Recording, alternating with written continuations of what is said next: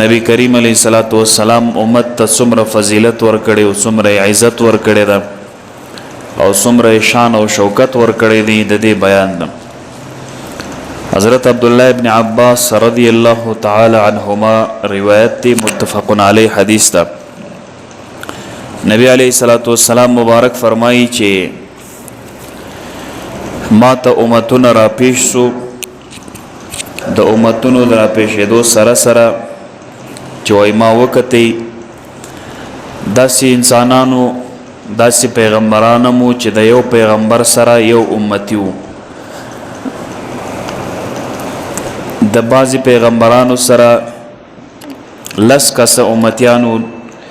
د بعضې کسانو د پیغمبرانو سره 5 امتیانو، او د بعضې سره تنها وي، څوک هم نه ور سره. د الله رسول فرمایي چې ما کله وکتئ سواد کثیر ته ډېر خلک وڅه، ما ورته وویل چې ای جبرائیل علیه السلام دا ډېر خلک چې دي دا څوک دي؟ دا لوی جماعت چې په نظر راځي آیا دا زما امتیان دي؟ حضرت جبرائیل علیه السلام مبارک ورته وفرمایل چې ای د الله پیغمبره ته د دې اسمان کنارو ته وګوره، افق ته وګوره چې ما وکتې وی ډېر یو لوی جماعتو. جبرائیل علیه السلام عرض وکړه چې یا رسول الله دغه ستا امت دی چې 80,000 کسان د دغه ستا د امتیانو څخه هغه داسې ده چې مخکې دی روان دی او جنت طرف ته، د هغه سره نه حسابي کیږي او نه کتابي کیږي، مفت جنت ته رواني.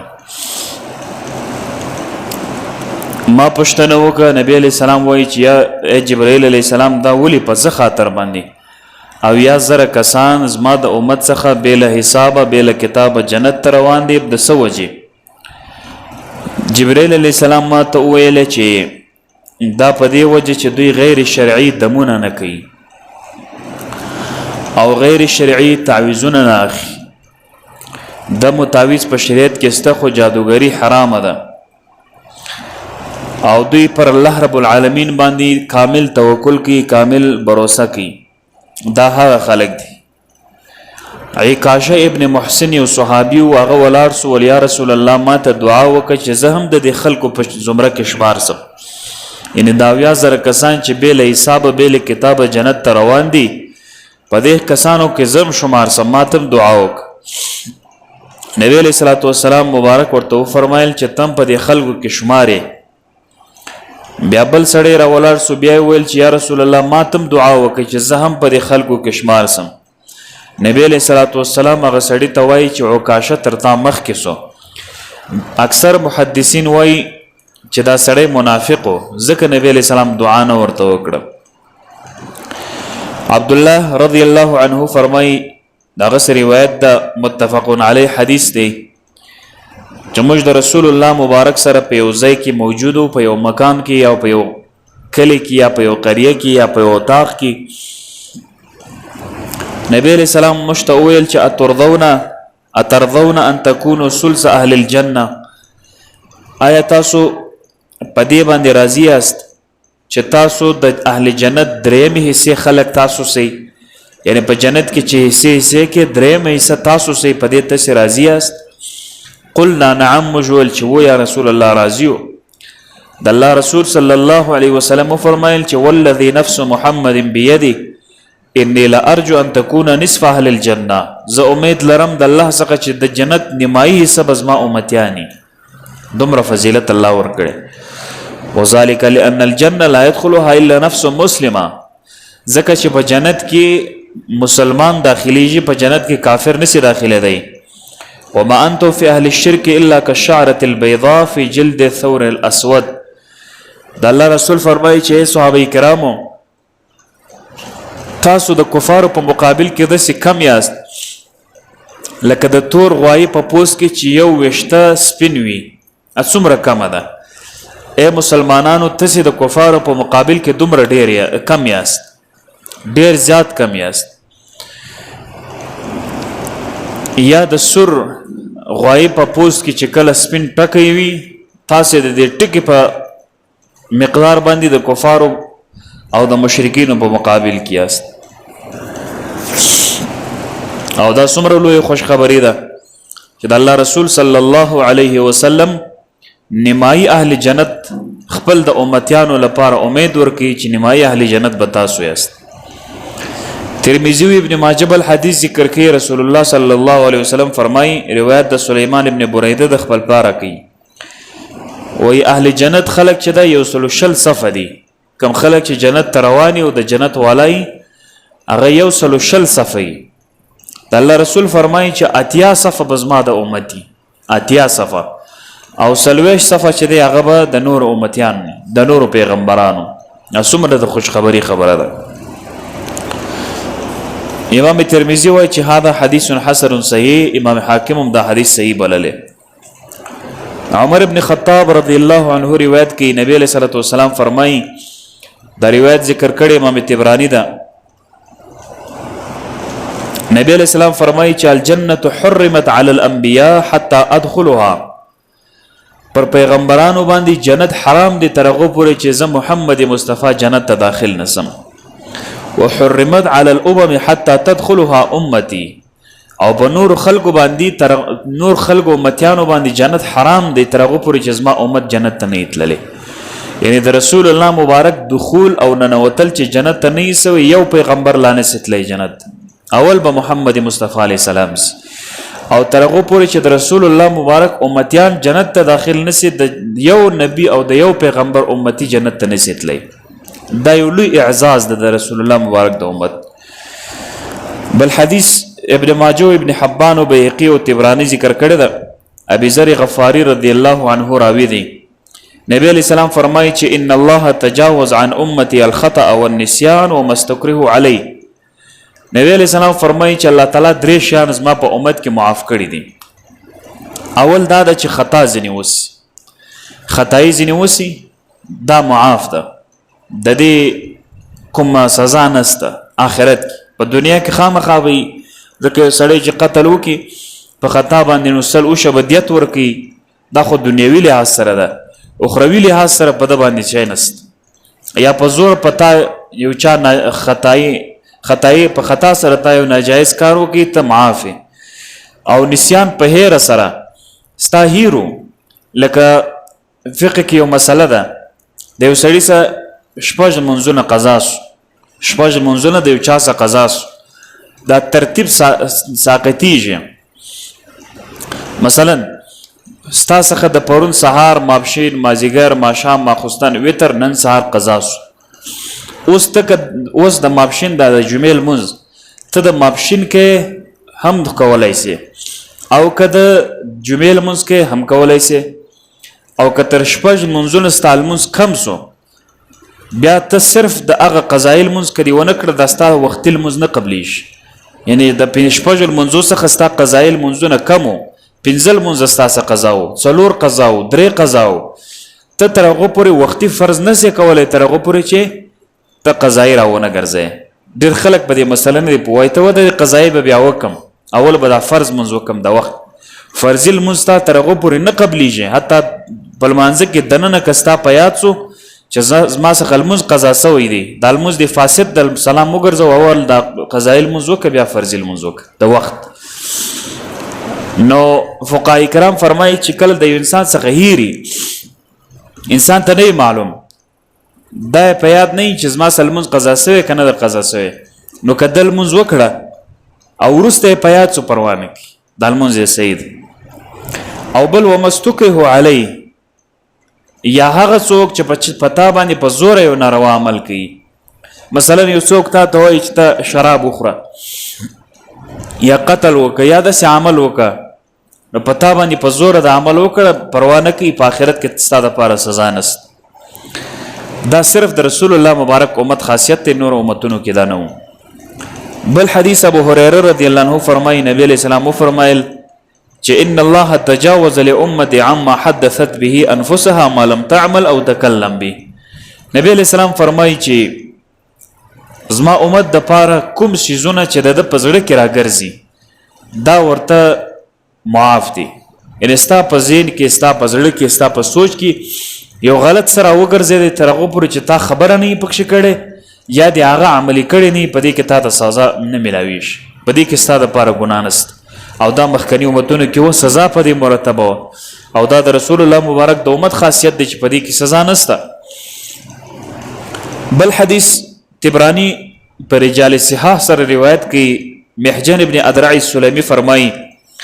نبی علیہ الصلوۃ والسلام مبارک فرمایل چې ان الله رضي لهذه الامه اليسر وكره لها العسر نبی علیہ السلام فرمایي چې الله تعالی د دې امت محمدی صلی الله علیه وسلم د پاره آسانی غوړه کړې ده آسانی خوشی ده د امت د پاره سختی نه خوشی او سختی څخه بد وړي دا درې ځله ویله دا جمله درې ځله ویل چې الله تعالی دغه امت د پاره آسانی خوشی سختی نه خوشی نو ځکه آسانی هم ده کنه ته اودس نسې کولی یخني ده یا فرض که غسل نسې کوی یخني ده ته تیمم وهلی سې دا څومره آساني ده په خاوره باندې ته ځې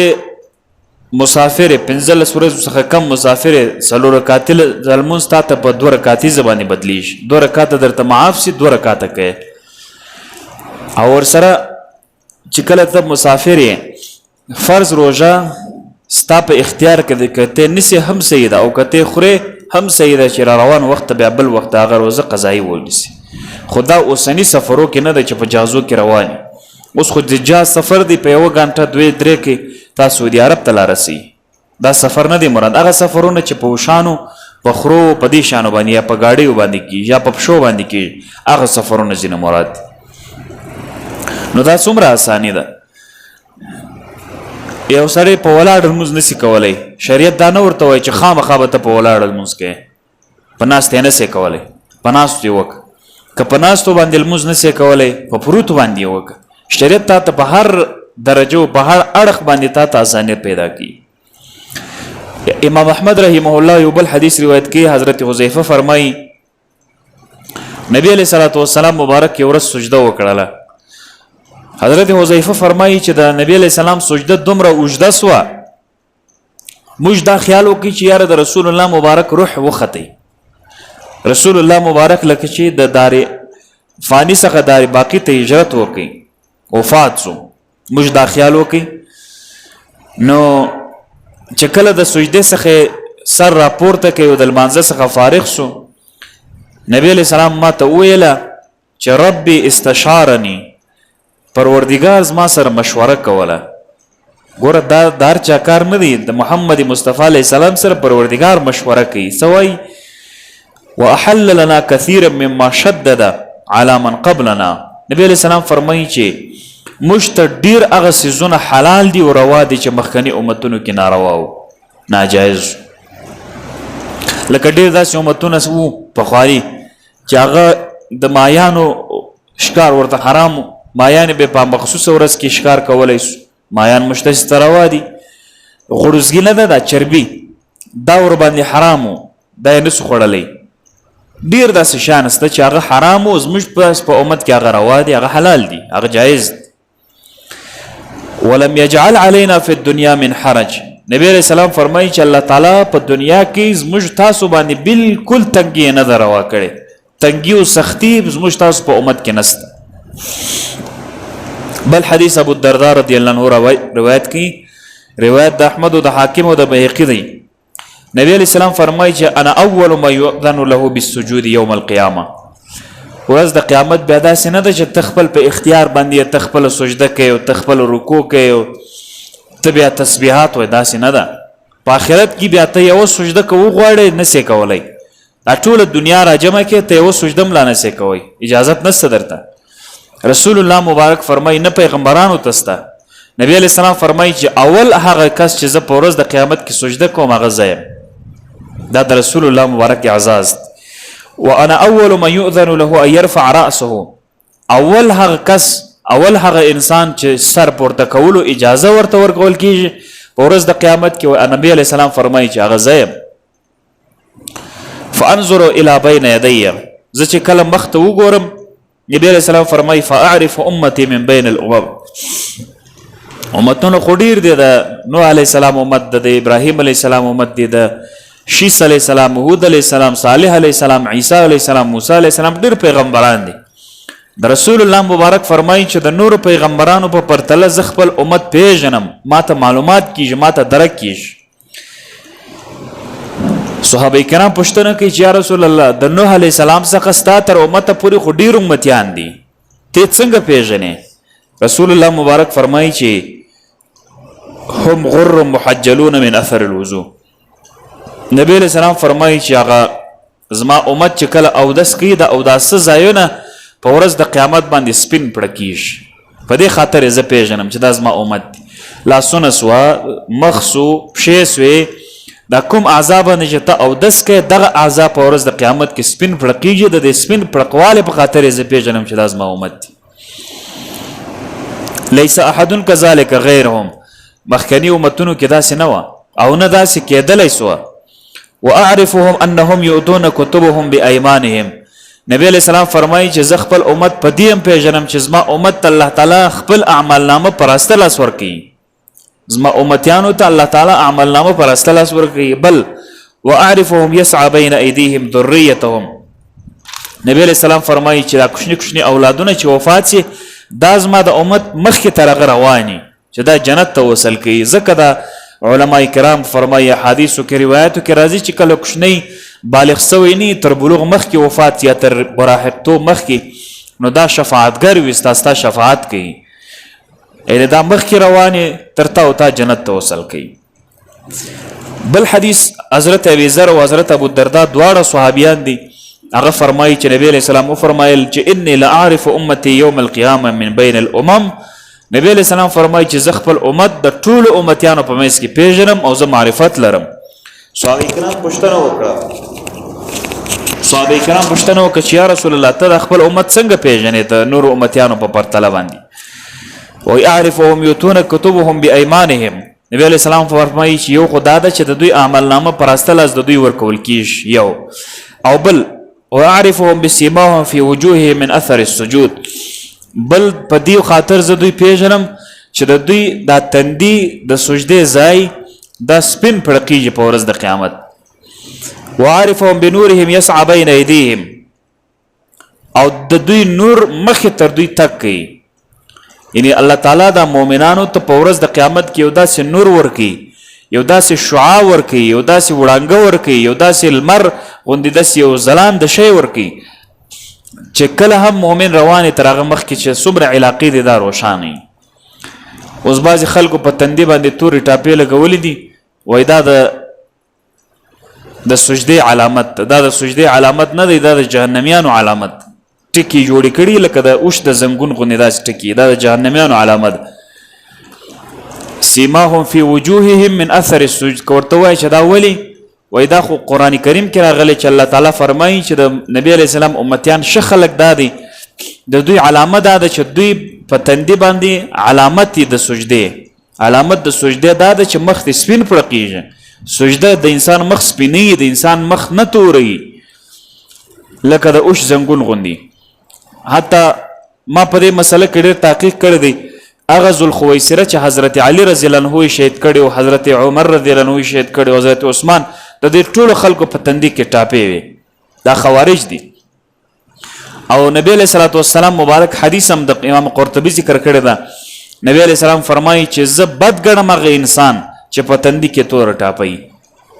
د هغه څخه زما نفرت کیږي. دا د جهنمیانو علامه ده. نن سبا هغه خلک بیا د جنتیانو علامه ګرځي. په خپل بعضې لاسي جوړوي، با کیدی شي بعضې وایي پچکاري لګوي، بعضې وایي خپله تندی موږ په مځکه باندې جوړېږي. خو والله اعلم چې هر صحیح، خو دا ټکی چې دا د جهنمیانو علامه ده.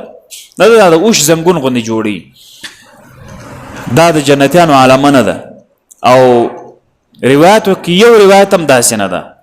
یو روایت روح المعانی کې علامه الوسی ذکر کړی ده چې د ساداتو په اړه باندې دا روایت مذکوره ده چې د هغه تندی داسې و، روح المعانی وایي تندی داسې و لکه د اوښ د زنګون غوندې. یو روایت سته، خو هغه روایت کې علامه الوسی رحمه الله په خپله نه دی پوه سوی. د هغه وجه دا ده چې علامه الوسی چې د چا څخه نقل کوي هغه دا نه وایي چې د هغه سادات چې د نبی علیه السلام د اهل بیتو څخه وو د هغه په تندي کې دا شی نه و، یعنې د هغه زنګون داسې و لکه د اوښ د زنګون غوندې، د ډېرې سجدې د وجې زنګون کېدلی سي. نو سړی سجده ډېر لګوي، د ورځې 100 رکاته 1000 رکاته نفلونه کوي، زنګون یې داسې سي لکه د اوښ د زنګون غوندې پتون غوندې داسې کلک سي، تنده یې نه دی یاد کړی. نو علامه علوسي رحمه الله نه دی پوه سوی، هغه د زنګون خبره اخیستې په تندي باندې فټ کړی دی. نو دا بل روایت نسته په دې کې، او ډېر روایتونه داسې دي چې هغه علما کرام فرمایي چې په تندي باندې د چا چې توره ټاپۍ هغه سم خلک نه دي، هغه الله تعالی له په دنیا کې د هغه علامت ظاهر کړي معلوم کړي ده. دغه شانته ابو امامه الباهلي فرمایي چې تخرج یوم القیامه صله. ابو امامه الباهلي فرمایي چې په ورځ د قیامت کې داسې یو جماعت راوځي چې ټول افق یې نیولی، یو نور یې داسې وي وړانګه یې لکه د لمر غوندې داسې وړانګه لري. آواز به وسي چې النبي الامي النبي الامي، یعنې د امي پیغمبر امتیان دي. دا هر امي پیغمبر سترګې ورته چې کېدی سي دا زما امت دي. نو ورته وبویل سي چې فقال محمد و امته، دا نبی علیه السلام دی او دغه امت. فيدخلون الجنه ليس عليهم حساب ولا عذاب، چې دوی به جنت ته داخلي نه به حساب ورسره نه به عذاب ورسره. بل ډله راپورته سي، بل جماعت چې افق یې نیولی دا لکه د سپوږمۍ د 14مې غوندې داسې پړقېږي. آواز به اوسه چې النبي الامي النبي الامي، هر نبی چې هغه امي وي، امي دې ته وایي چې لا یقرأ ولا یکتب، نه څه لیکلی سي نه څه ویلی سي، دې ته امي وایي. هر یو چې د هغه سترګې خلاصې کړي چې کېدی سي دا ما یادوي، نو بیا ووایي چې دا محمد صلی الله علیه وسلم او د هغه امتیان دي دا خلک. بیا ورسره بله ډله راوځي چې د هغه نور د اسمان تر ستورو لا هم ډېري، چې افق یې ټول نیولی. بیا آواز اوسي چې النبي الامي، هر پیغمبر امي ورته سترګي چې دا کېدی سي زما امتیان دي. نو بیا ورته ویل سي چې محمد و امته، دا نبی علیه السلام او د هغه امت دي. فيدخلون الجنه بغیر حساب ولا عذاب، جنت ته داخلي نه حساب ور باندې نه کتاب ور باندې. ثم يجيء ربك ثم يوزع الميزان والحساب، بیا وروسته تر هغه الله رب العالمین د حساب او د کتاب د پاره میزان او تله ترازو هغه وضع کړي او بیا د خلکو حسابونه کوي. مخکې تر تلله د نبی علیه السلام امتیان کې داسې خلک شته چې لا جنت ته رواني، نه حساب سوی نه کتاب سوی نه د میزان تله ایښودل سوی یو شی نه، د دغسې جنت ته روان دي. دا خوشبخته خلک دي، الله تعالی دې موږ ټول د هغو څه حساب کړي. بحث ابن حکیم فرمایي د خپل پلار او نیکه څخه روایت کوي چې د نبی علیه السلام څخه واورېدل، الله تعالی فرمایي چې کنتم خیر امة اخرجت للناس، تاسو واس د الله په علم کې بهترین خلک. الله تعالی فرمایي چې اے د نبی علیه السلام امتیانو، تاسو د الله په علم کې ډیر بهترین خلک واست چې خلکو ته راووتلست. قال انکم تتمون 70 امه، نبی علیه السلام فرمایي چې تاسو 80 امتونه پوره کوئ، 80 امتونه تاسې برابروئ. انتم خیرها و اکرمها علی الله، په 80 امتونو کې تاسو د دې ټولو امتونو څخه بهتر یاست او د دې ټولو امتونو څخه تاسو ښکلی یاست او الله ته ډېر مقرب او نږدې یاست. بل حدیث بحث ابن حکیم فرمایي د خپل پلار روایت کې هغه د خپل نیکه نه، نبی علیه السلام فرمایي چې نکملو یوم القیامه 70 امه نحن آخرها و خیرها. نبی علیه السلام فرمایي چې زموږ امت به 80 امتونه پوره کوي په ورځ د قیامت کې. موږ تاسو نبی علیه السلام فرمایي چې آخري امت یو، خو په آخرني امتونو کې بیا بهترین امت هغه امت د محمد مصطفی علیه السلام. دغه شانته حضرت علی ابن ابي طالب فرمایي چې قال رسول الله صلی الله علیه وسلم اعطیت ما لم يعط احد من الانبیاء. نبی علیه الصلوة والسلام مبارک فرمایي چې داسې څیزونه ما ته راکول سوي دي چې مخکني پیغمبرانو ته نه دي ورکول سوي. داسې نه چې د نبی علیه السلام امت فضیلت لري نو نبی علیه السلام بې نه لري، خو موږ تاسو چې فضیلت لرو په رسول الله مبارک په وجه لرو. نبی علیه السلام فرمایي چې ما ته الله تعالی داسې انعامات او اکرامات راکړي دي چې مخکني پیغمبرانو ته نه ورکړي. اول دا ده چې نصرت بالرعب، ما ته الله مدد راکړي په رعب سره. پیغمبر علیه السلام چې په کم ځای کې موجودو، یو میاشت لرې فاصله کې په دشمن باندې لرزه تارې کېدی، ریش دی دل دشمن به یو میاشت لرې فاصله کې چې دلته محمد مصطفی راغلی، د هغه اصحاب راغلی، دومره ویره به الله تعالی د خلکو په زړونو کې باچول. د الله تعالی وایي زما امداد چې د هغه په رعب باندې کړی ده، زما امداد په رعب باندې سوی ده. دبدبه درلوده رسول الله مبارک. آسان الفاظو کې درته وایم چې رسول الله مبارک داسې دبدبه و چې په کومه علاقه کې موجودو، یو میاشت لري فاصله کې د دې علاقې شاوخوا خلک کفار بو منافقین بو د رسول الله مبارک څخه بیرېدې او زړه به لرزام. بل واعطيت مفاتيح الارض، نبی علیہ السلام فرمایي چې د دنیا د مځکې چې څومره چابیانې دي د خزانې، د الله رسول فرمایي چې دا ټول چابیانې زما سره دي. الله تعالی ما ته راکړي چې د څومره شیانو خزانې دي د دې ټولو چابیان رسول الله مبارک فرمایي چې دا زما دي. او بل وسمیت احمد، نبی علیہ السلام فرمایي چې زما نوم الله رب العالمین په اسمانونو کې احمد ایښی ده او د احمد غوندې نوم مخکې تر نبی علیہ السلام د چا نه ور باندې ایښي. دا صرف واحد اول ذات هغه نبی علیہ السلام دی چې احمد نوم ور باندې ایښودل سوی ده. او بل وجعل التراب لي طهورا، نبی علیہ السلام فرمایي چې خاور زما د پاره صفایي وګرځېدلې. خاور چې د زما د پاره صفایي ده. مخکې امتونو کې دا نه وه چې که چیرې یو څوک اودس نسي کولی، مریض وي، تکلیف وي، یا لرې وي یا دشمن وي ورته، دی کولی شي چې د لمانځه وخت دی په خاوره باندې تیمم ووهي، خپل لمونځ وکړي. بل وجعل التراب لي طهورا وجعلت امتي خير الامم، نبی علیہ السلام فرمایي چې زما امت د ټول دنیا د امتونو سردار او د ټول دنیا د امتونو بادشاه دی. لکه نبی علیہ السلام چې د ټول دنیا د پیغمبرانو بادشاه دی، دغه رقم په دې کې به واقعه درته بیان کم. نبی علیہ السلام مبارک یو حدیث ویلی ده، اشرف علي تانوی رحمه الله یو واقعه ذکر کړي. وی نبی علیہ السلام او فرمایل چې علماء امتی کا انبیاء بنی اسرائیل، بنی اسرائیل د موسی علیہ السلام قومي و. نبی علیہ السلام فرمایي چې زما امت چې دی، زما د امت علما داسې دي لکه د بنی اسرائیلو پیغمبران. لکه اوس ملایان دي کنه، په دې کلي کې یو ملا، بل کلي کې بل ملا، بل کلي کې بل ملا. بنی اسرائیلو کې بیا داسې و چې یو کلي کې یو پیغمبر، بل کلي کې بل پیغمبر، بل کلي کې بل پیغمبر، داسې و. نبی علیہ السلام وفرمایل چې زما امت علما داسې دي لکه د بنی اسرائیلو پیغمبران. موسی علیہ السلام ته ډېر خوشک ورغلی و، ډېر درد ورغلی و. په روحانیت کې په عالم الارواح کې د موسی علیہ السلام او د نبی علیہ السلام مبارک ملاقات سره وسو. نبی علیہ السلام ته فرمایي چې یا رسول الله ته ولې داسې ویلې ده چې علما امتي کانبیاء بنی اسرائیل، دا خو زما د بنی اسرائیلو بې عزتي تا وکړله، ته خپل د زمانې علما زما د انبیاءو د پیغمبرانو سره برابر یې. نبی علیہ السلام مبارک ورته وفرمایل چې بس صحیح ده. په روحانیت کې امام غزالی رحمه الله، امام غزالی نوم خو به تاسو اورېدلی، لوی مفسر او لوی فیلسوف عالم تیر سوی ده. د صلاح الدین ایوبی رحمه الله په زمانه کې تیر سوی ده. هغه صلاح الدین ایوبی رحمه الله خو به غزاګانې کولې، د هغه تقریبا په زرګونو مدرسې وې.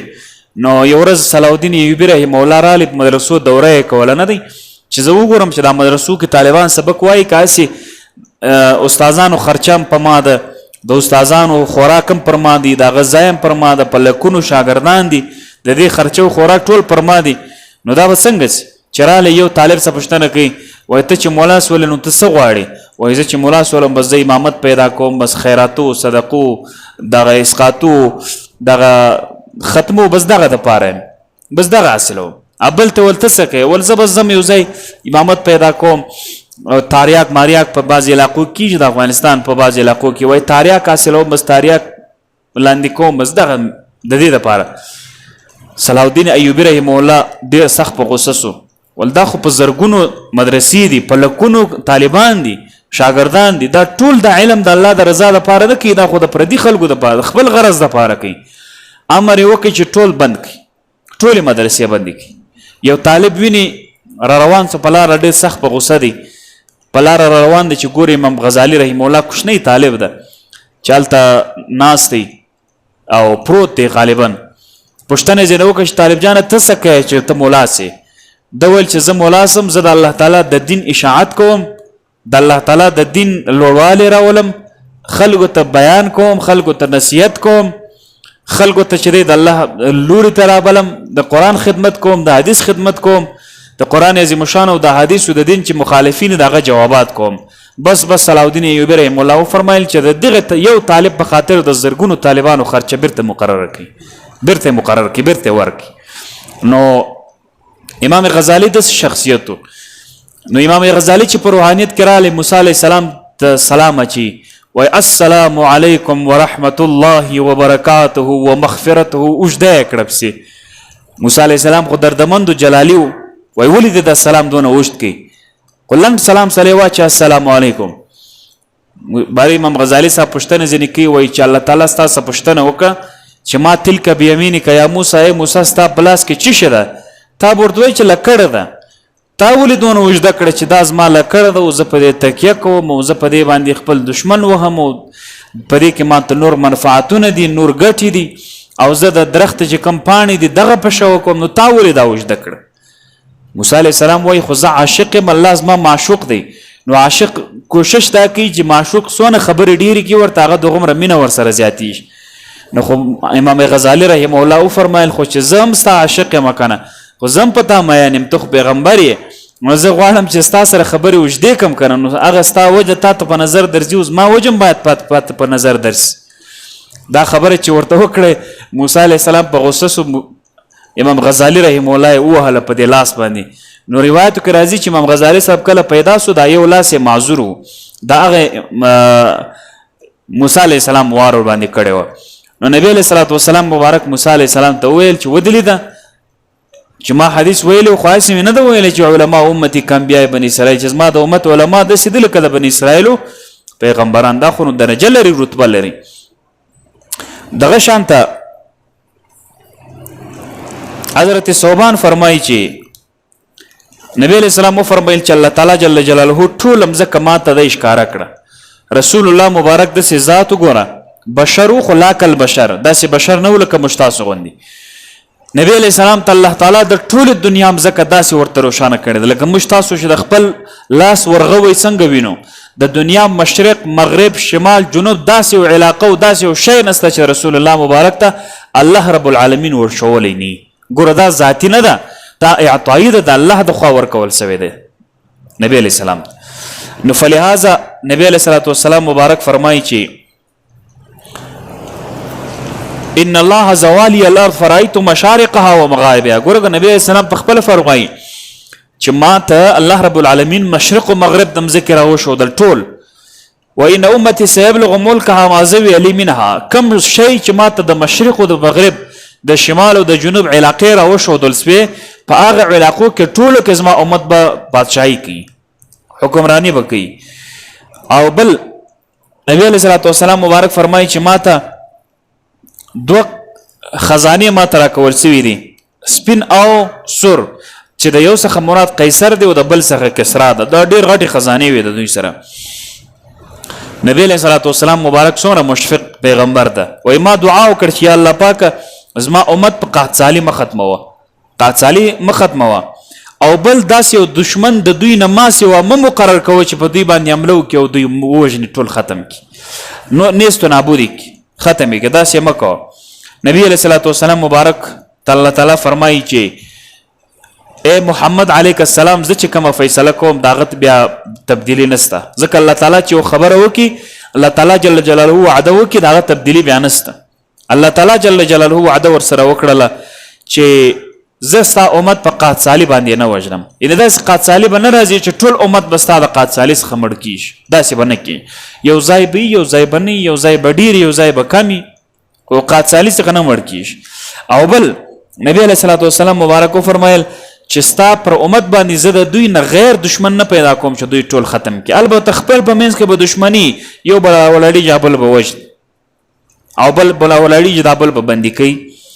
عامر ابن قیس فرمایي چې رسول الله مبارک وفرمایل چې زما امت مرحوم امت دی یعنې زما امت الله تعالی جل جلاله بخښلی ده او د هغه عمر ډېر مختصر دی د نبی علیہ السلام امت چې د هغه په 100 کاله کې دننه په دنیا کې نه به وي یعنې 100 کاله کې دننه دنیا ته راسي او غټ سي او په شپېته او په 50 کاله کې بیرته فاتحه په اوسې ختمه سي ولاړ سي قبر ته بس دغونه مختصره زندګي یو څو ورځې فنحن الاخرون ونحن السابقون يوم القيامه نبی علیہ السلام فرمایي چې موږ اخرنی یو په وجود کې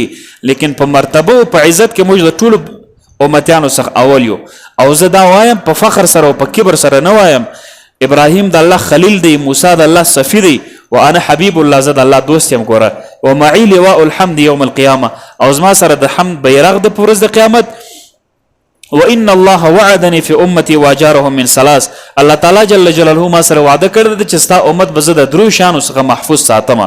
هغه څه شی ده لا يعمهم بسنه ولا يستأصلهم عدو ولا يجمعهم على ضلاله یو دا ده چې قادسالي به زه نه مسلط کوم چې ټول امت به د قادسالي د وجې مړه کیږي. دویم دا ده چې دغه دشمن به دوی نسي ختمولی نه ختموي خو بیا لږ لږ ټول په یو وار نسي ختمولی. او بل دا ده چې دوی په ګمراهي باندې نه راجمع کیږي یعنی دوی به ټول ګمراه کیږي نه یو سړی به ګمراهي دوه به ګمراهي درې به ګمراهي داسې نسي کیدی چې ټول امت د ابتدا تر انتها د الف څخه تر یا پورې ټول امت ګمراهي دا کیدی نسي. ځکه علما کرام فرمایي چې کله مسلمانانو په یو شي باندې اجتماع وکړله چې دا شی جایز ده بس هغه شی جایز ده. ما راه المسلمون حسنا فهو عند الله حسن. کوم شی چې مسلمانان نیک شماري هغه حسن دی نیک دی کنه. نو الله جل جلاله دې مشتاق ته د عمل کولو توفیق راکړي. وما علی الا البلاغ واخر دعوانا ان الحمد لله رب العالمين.